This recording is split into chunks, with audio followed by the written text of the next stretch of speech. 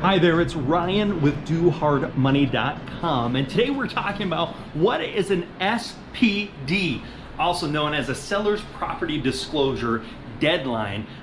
Basically, this is the opportunity where the seller, under a traditional real estate purchase contract, if you're using the one that your board of realtors approves in that state, they have this called a seller's property disclosure.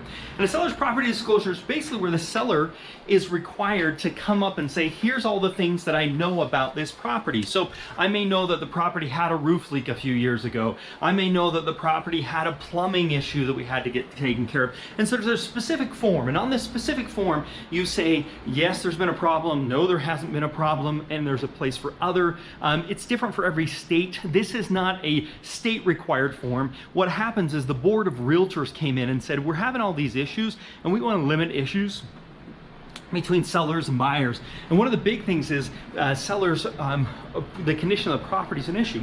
So what we're going to do is put this form together, and again, it's going to be different in every state. And it's not the state that's doing that, right? It's not a state mandate.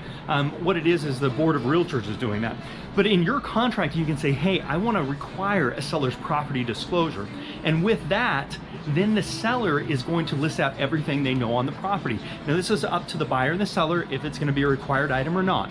Now, if there is a required item, you'd say, hey, seller, I want you to go through and talk about everything you know about the property. And personally, when I'm buying a property, I like to do that. Hey, I like to do the seller property condition disclosure because I want to know from the old owner what was happening. Now, lots of times I don't get that great of information. Let's say that there's an estate sale and the person who owned the property has actually passed away and it's the family members that are doing it. However, the family members will know if there's some big problems with the property, meaning the roof caved in or there's a major plumbing leak or something like that. They typically know these things, and so they would then be required to disclose them. However, when I'm selling a property, if I've done a fix and flip on a property, I don't like to do a seller's property condition disclosure. And if I do, I'm basically saying unknown, unknown, unknown. I've really owned the property for a couple of months. We've done repairs to the property. I don't really know the history of the property, so I don't want to put the seller's property condition disclosure together. So I typically say, I'm not going to provide one because I've never lived in the property.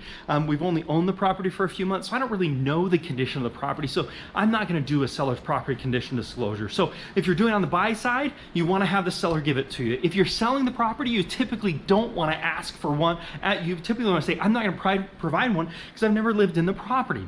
But the seller's property condition disclosure deadline is when the seller is required to give you that information, when they're required to fill out that form and give this form back to you so you can evaluate that. One thing that's really important, you want to make sure that that deadline is prior to your inspections deadline, because if they put something on there that's concerning, like we had a major flood or the roof caved in a few years ago, you as the buyer may want to do some more inspections on that roof than you would normally do because now you have some additional information. So it's really important that that seller's property condition disclosure deadline happens prior to the time your inspections deadline actually occurs. And when you're buying the property, you're the one that makes the initial deadlines and says, we want to do this by this date, we want to do this by that date. So it's important for us when we're doing these deadlines to know when we're writing the deadlines when we want to have that seller's property condition disclosure so we can have that in our possession prior to the time we do our inspections. Again, this is something when you're buying, I would request it. You can just Google it and find a form that's typically used in your state that's put out by the Board of Realtors in that area. Hope this is helpful in understanding a seller's property condition disclosure and deadline. If you want to check out any other tips and tricks, check us out over at DoHardMoney.com. If you like these videos, you want to see them continue, give us a thumbs up. Please give us a positive review as well as subscribe to the channel. Thanks a lot and make it a very profitable day.